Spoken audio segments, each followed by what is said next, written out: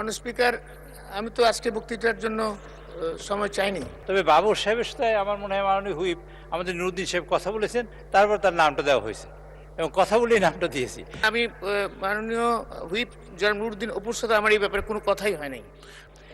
মাননীয় chief whip, এই যে তালিকা দেন,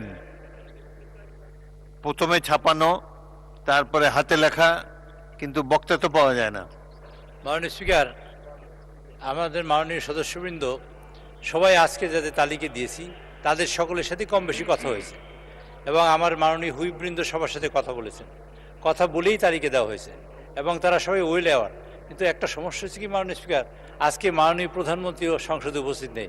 মাননীয় প্রধানমন্ত্রী সংসদের প্রাণ, অ্যাকচুয়ালি উনি থাকলে সবাই তার বক্তব্য শোনাতে চায়, এই জন্য আমরা অনেক বক্তব্য পাই না। তবে বাবর সাহেবের সাথে আমার মনে হয় মাননীয় হুইপ আমাদের নুরুদ্দিন সাহেব কথা বলেছেন, তারপর তার নামটা দেওয়া হয়েছে এবং কথা বলেই নামটা দিয়েছি।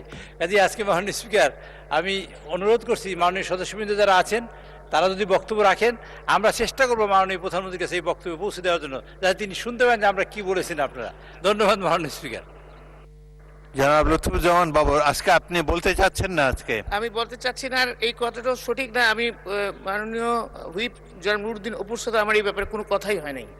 আচ্ছা, ঠিক আছে, আপনি বসুন, আপনাকে পরবর্তীকালে সুযোগ দেওয়া হবে।